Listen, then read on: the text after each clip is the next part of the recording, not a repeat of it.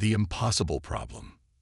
The massive crystalline spires of Centauri Prime Academy stretched toward the purple-hued sky like frozen lightning, their surfaces gleaming with the light of 3 suns. For over 2 millennia, this institution had stood as the pinnacle of galactic scientific achievement, where the brightest minds from across 47 star systems gathered to push the boundaries of knowledge. Dr. Sarah Mitchell stepped off the transport shuttle, her military-grade boots clicking against the pristine biometal walkway. At 34, she carried herself with the confident posture of someone who had survived things that would break most beings. Her brown hair was pulled back in a practical ponytail, and her dark eyes held the sharp focus of someone accustomed to life-or-death problem-solving. The other passengers on the shuttle had given her a wide berth during the journey, their various forms of alien physiology betraying obvious discomfort. Word had spread quickly through the academic community that Centauri Prime had admitted its first human researcher in 3 centuries. The controversy had been immediate and fierce. Professor Vexthal materialized beside the shuttle bay, his crystalline form refracting the ambient light into dancing rainbows. As the Academy's leading expert in multidimensional mathematics, he had been tasked with orienting the new arrival. His geometric features showed clear signs of reluctance as he approached. "Dr. Mitchell," he said, his voice resonating like wind through crystal caves, "I am Professor Vexthal. Chancellor Quindar has assigned me to brief you on our current research priorities." Sarah extended her hand in the traditional human greeting, noticing how Vexthal's form seemed to recoil slightly. "Professor, I appreciate the welcome. I've reviewed the preliminary data you sent, and I have to say, this void plague phenomenon is unlike anything in Earth's scientific literature." They began walking through the Academy's main corridor, a vast tunnel of living architecture that pulsed gently with bioluminescent patterns. Other researchers moved past them in floating pods, on mechanical legs, or through means of locomotion Sarah couldn't begin to categorize. Each being that noticed her presence seemed to pause, their alien features registering something between curiosity and concern. "The void plague," Vexthal began, his tone taking on the gravity of someone discussing a galactic catastrophe, "first appeared in our historical records 1,043 years ago. It manifests as a wave of quantum dissolution that spreads through star systems, reducing matter to its component energy states. Entire civilizations have been lost." Sarah's engineering mind immediately began processing the technical implications. What's the pattern of spread? Is there any predictability to which systems are affected? Vexthal's crystalline structure flickered with what Sarah was learning to recognize as surprise. Most new arrivals spent their first weeks simply trying to understand the basic physics underlying galactic civilization. This human was asking advanced questions within minutes of arrival. "The pattern appears random," he replied, "which is precisely why it has remained unsolved for so long. Our greatest mathematical minds have attempted to model its behavior using every known framework. The Quantum Consciousness Collective spent 2 centuries developing probability matrices. The ethereal calculators of Andromeda dedicated their entire civilization to the problem for 400 years. They entered a massive amphitheater where the walls themselves served as computational displays. Floating holographic models showed star systems in various stages of dissolution, their matter breaking down into streams of pure energy that dissipated into empty space. "The most recent outbreak," Vexthal continued, "consumed the Kepler 442 system 18 months ago. 7 billion beings across 3 worlds, gone in a matter of hours. The phenomenon is accelerating." Sarah studied the displays with growing fascination rather than horror. Her years as a military engineer had taught her to see patterns where others saw chaos, to find solutions where others saw only problems. Earth's harsh environment had forged humans into exceptional problem solvers, though the galactic community had yet to understand this. Chancellor Quindar materialized in the center of the amphitheater, his ethereal form shifting between states of matter like a living aurora. As one of the galaxy's few energy-based beings, he had survived for over 3 millennia, witnessing the rise and fall of countless civilizations. "Dr. Mitchell," His voice resonated directly in her mind. "I must confess, your application to join our research team was met with considerable skepticism. Humans are known primarily for their capacity for violence and their origin on what we classify as a Class 10 death world. Your species has no history of advanced theoretical physics." Sarah had encountered this prejudice before during her preliminary interviews.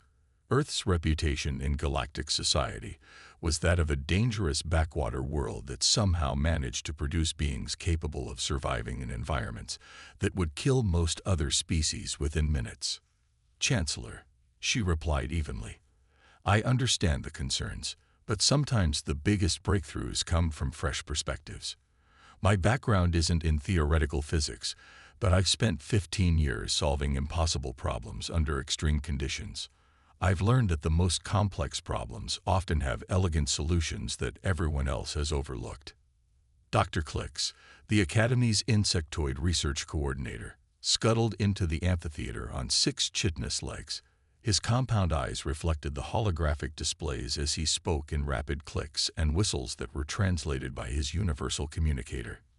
"Dr. Mitchell, with respect to your background, this problem has engaged the finest minds in galactic history.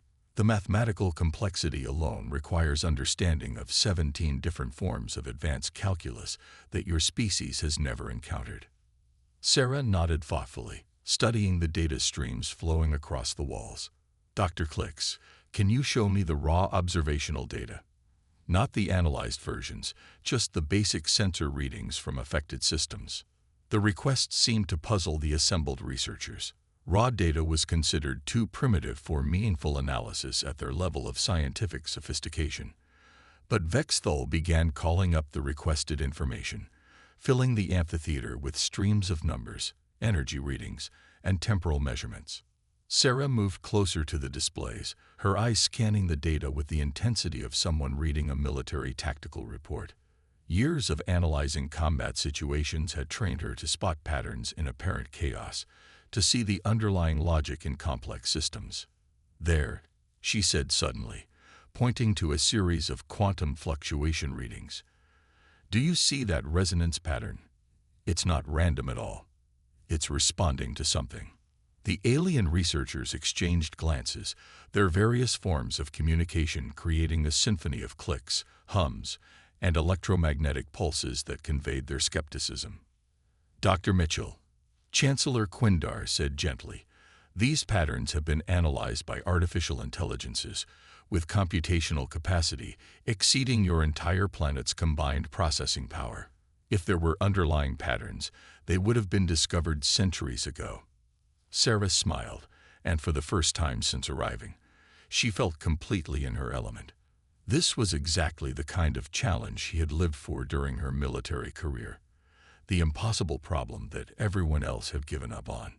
"Chancellor, that's exactly the problem. You've been trying to solve this using computational brute force and mathematical modeling. But sometimes the solution isn't mathematical at all. Sometimes it's environmental." She gestured to the holographic displays, her hands moving with the confidence of someone accustomed to making critical decisions under pressure. "Look at the affected systems. What do they have in common environmentally? Not mathematically, but physically. What are the actual conditions in these star systems?" Vexthul's crystalline form began pulsing with a rhythm that indicated deep thought. "The affected systems, they are all what we classify as stable, low-radiation environments. Minimal stellar activity, predictable orbital mechanics." "Exactly," Sarah said, her voice gaining excitement. "They're stable. They're safe. They're nothing like the chaotic, high-radiation, constantly changing environment where I come from." The amphitheater fell silent except for the gentle hum of the computational systems. The alien researchers were beginning to sense that something significant was happening, though they couldn't yet grasp what. "On Earth," Sarah continued, "we have a saying, necessity is the mother of invention. Our planet has tried to kill us in every way imaginable. Volcanic eruptions, ice ages, asteroid impacts, massive extinction events. We've survived because we learned to adapt, to find solutions that work under the worst possible conditions. She pulled out her portable data pad, a device that looked primitive compared to the advanced alien technology surrounding them, but which had been specifically designed to function in Earth's harsh electromagnetic environment. "I think your void plague isn't a random phenomenon at all. I think it's a natural response to quantum stability. It's trying to restore balance by introducing chaos into overly ordered systems." Dr. Clicks, now serving as deputy director of the new department, entered the office carrying data pads filled with requests from across the galaxy. "Dr. Mitchell, we have implementation requests from every major civilization, and 17 species want to establish exchange programs with Earth's universities." Sarah laughed, remembering her arrival at Centauri Prime just 2 years earlier, when she had been considered a primitive curiosity from a dangerous backwater world. "Dr. Clicks, I think we're going to need a bigger department." The transformation was not just institutional but philosophical. The galaxy's greatest minds were learning that sometimes the most sophisticated problems required the simplest solutions, and that survival wisdom gained from hostile environments could be more valuable than millennia of theoretical advancement. As reports continued to arrive showing the success of the Mitchell Protocol across dozens of star systems, one thing became increasingly clear to the galactic scientific community. They had underestimated not just human intelligence, but human adaptability. The Deathworlders had not just solved the unsolvable problem. They had revolutionized how an entire galaxy thought about problem-solving itself. And Sarah Mitchell, the military engineer from Earth who had just wanted to contribute to galactic science, had accidentally triggered the greatest paradigm shift in recorded galactic history. The universe, it turned out, was much more interesting when you learned to work with chaos instead of against it. "Delegate Prism 7, she began, her voice carrying the calm confidence of someone accustomed to defending unconventional ideas. "You're absolutely right that human mathematics is primitive by your standards. But that's exactly why it works for this problem." She activated her portable display system, filling the chamber with environmental data from Earth's geological record. "My planet has experienced 5 major extinction events in the past 500 million years. Each time, life found a way to adapt and continue. We learned that survival isn't about avoiding chaos. It's about finding stability within it." The ethereal calculator's representative, a shimmering cloud of conscious energy named Flux Constant, materialized more solidly to address her directly. "Dr. Mitchell, our civilizations have spent millennia perfecting stable, low-entropy environments. You're suggesting we deliberately introduce instability into systems that have taken eons to perfect." "Not instability," Sarah corrected, pulling up holographic models of Earth's ecosystem. "Dynamic equilibrium. Look at Earth's weather patterns, tectonic activity, and magnetic field fluctuations. Everything is constantly changing, but the system as a whole maintains stability through that change." She gestured to a 3-dimensional model of hurricane formations. Hurricanes look destructive, but they're actually the atmosphere's way of redistributing energy and maintaining global thermal equilibrium. Without them, pressure would build up until something much worse happens. Dr. Clicks had been running continuous calculations since Sarah's initial presentation, his compound eyes processing data streams at superhuman speeds. "Dr. Mitchell, I've been analyzing your environmental models against our void plague data. The correlations are statistically impossible to ignore." The chamber fell silent as Dr. Clicks's findings appeared on the main display. Star systems that had experienced the void plague all showed identical patterns of quantum stability that, according to Sarah's models, should have triggered natural balancing mechanisms. "The mathematics are undeniable," Dr. Clicks continued, his translator conveying his obvious excitement. "Systems with entropy levels below the threshold Dr. Mitchell has identified show a 94.7% correlation with void plague manifestation. Systems above the threshold show 0 correlation." Delegate Zen Harmony, representing the Peaceful Worlds Alliance, spoke with the melodic tones of her aquatic species. "If Dr. Mitchell's theory is correct, We could prevent future outbreaks by maintaining optimal entropy levels in our systems. But how do we implement such a solution on a galactic scale? Sarah had been hoping for this question. She activated another display, showing a network of small, controlled interventions spread across a typical star system. The implementation is actually straightforward, she explained. You introduce small, controlled variables that maintain quantum entropy within the optimal range. Controlled asteroid impacts to create mineral distribution. Managed stellar flare activity. Scheduled orbital adjustments for minor planets. The hive mind collective's representative, a writhing mass of interconnected neural tissue, pulsed with colors that indicated deep consideration. Dr. Mitchell, your proposal requires us to fundamentally alter our approach to stellar engineering. We have spent millennia perfecting stable, predictable systems. And that perfection is exactly what's making you vulnerable, Sarah replied. In military strategy, we call it defensive preparation syndrome. You become so focused on creating perfect defenses that you become vulnerable to attacks you never anticipated.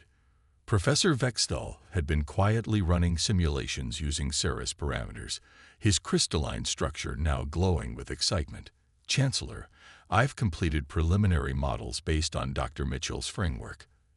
If we implement controlled entropy management in the Rigel system, which our models predict is the next likely target, we could test her theory within 6 months.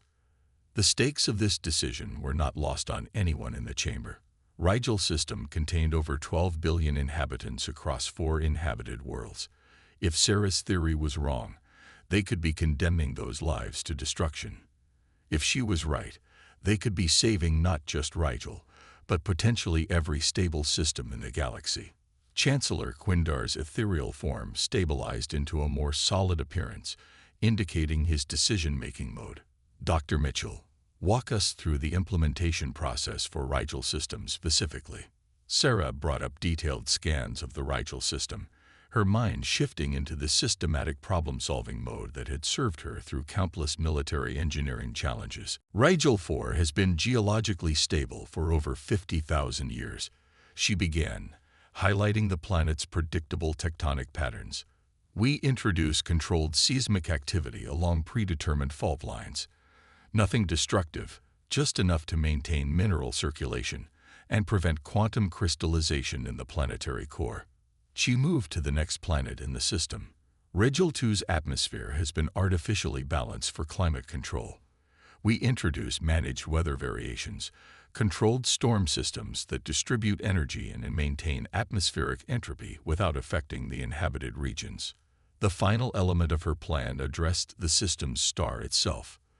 The Rigel star has been artificially stabilized to prevent solar flares that might interfere with communication networks. We allow controlled flare activity that maintains stellar entropy while directing the energy away from inhabited planets.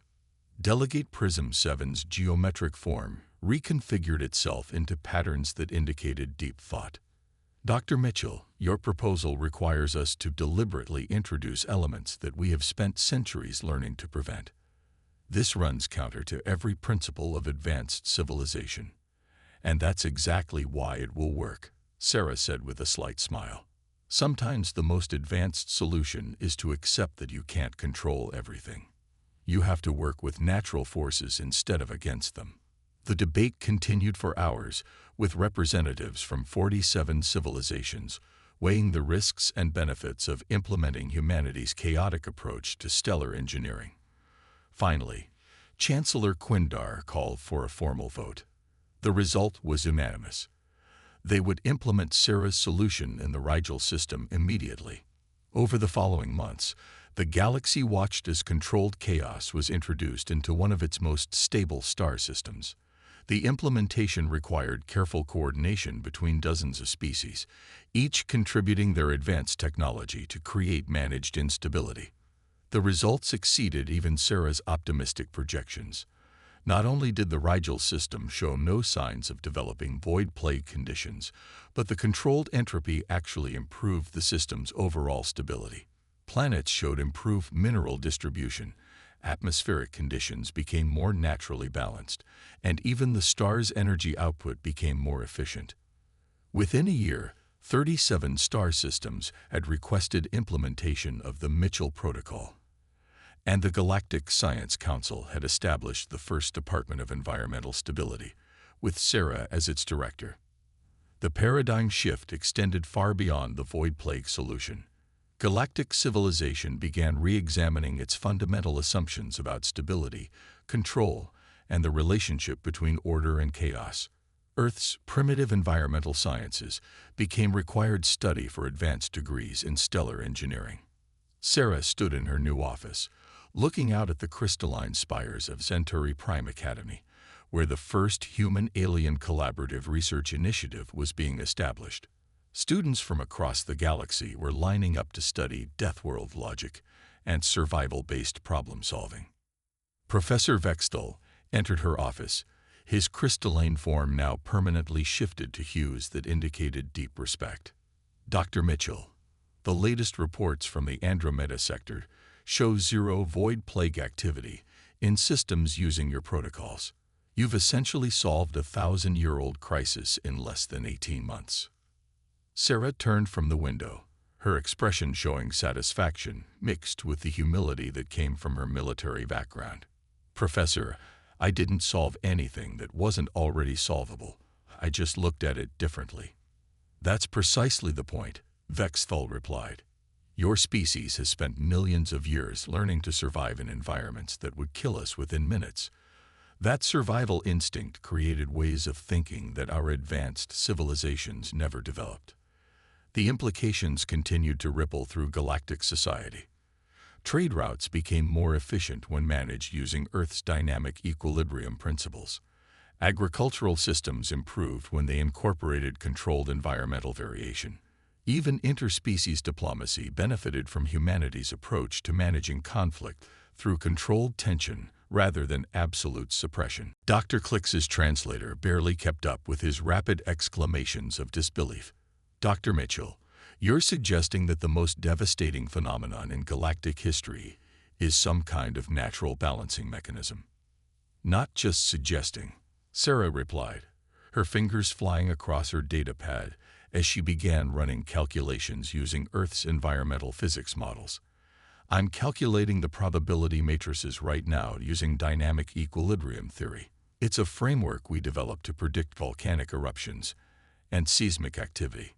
The alien researchers watched in fascination as Sarah's primitive device began producing results that aligned with patterns they had never noticed in their 1,000 years of study. Her approach was crude by their standards, but it was yielding insights that their sophisticated mathematics had missed. The solution, Sarah said, looking up from her calculations with the satisfied expression of someone who had just solved a particularly challenging puzzle, isn't to fight the void plague or try to predict it. The solution is to introduce controlled instability into stable systems, giving the phenomenon what it wants before it has to take it destructively. The implications of her statements sent ripples of shock through the assembled researchers. If she was correct, it would mean that galactic civilization had been approaching the problem from entirely the wrong direction for over a millennium. Chancellor Quindar's ethereal form began shifting more rapidly, indicating extreme agitation. Dr. Mitchell, are you suggesting that we intentionally destabilize our star systems? Not destabilize, Sarah corrected, optimize. We introduce controlled variables that satisfy the quantum balance requirements without allowing the destructive cascade that creates the plague. It's like controlled burns in forest management. You introduce small fires to prevent catastrophic wildfires. The amphitheater erupted in a cacophony of alien communication as the researchers began to grasp the magnitude of what the human was proposing. For the first time in over 1,000 years, someone had offered not just a new approach to the void plague, but a complete paradigm shift in understanding what it actually was. Professor Vexthal's crystalline structure was now pulsing with frequencies that indicated a level of excitement his species rarely displayed. Dr. Mitchell, if your theory is correct, we could potentially save billions of lives across dozens of star systems. Sarah nodded, already beginning to formulate the implementation strategy in her mind. The beauty of the solution is that it doesn't require any technology you don't already have. It just requires thinking about the problem differently. Sometimes the most advanced civilizations miss the simplest solutions because they're looking for complex answers to complex problems. As the implications of her breakthrough began to sink in, the alien researchers found themselves confronting a humbling reality. The primitive human from the dangerous backwater planet had walked into their most prestigious institution and solved their most intractable problem using logic and environmental science that their advanced civilization had never considered. The Death Worlder had just changed everything. The paradigm shift. The emergency session of the Galactic Science Council convened within hours of Sarah's breakthrough, with representatives from every major civilization appearing via quantum communication links. The Grand Council chamber on Centauri Prime filled with holographic projections of beings whose species had dedicated centuries to the void plague problem. Chancellor Quindar's ethereal form pulsed with nervous energy as he addressed the assembly. Esteemed colleagues, we have called this emergency session to present a potential solution to the void plague crisis. The proposal comes from Dr. Sarah Mitchell, our first human researcher. A collective wave of skepticism rippled through the chamber, manifesting as color changes, electromagnetic fluctuations, and harmonic variations depending on the species of each delegate. The Crystalline Syndicate's representative, a massive geometric being named Prism 7, spoke first. Chancellor, with all due respect to academic diversity, this seems premature. The human species has been spacefaring for less than 2 centuries. Their mathematical frameworks are primitive by galactic standards. Sarah stood at the center of the chamber, surrounded by projections of beings whose civilizations were older than recorded human history. She had faced hostile audiences before, but never on this scale or with stakes this high.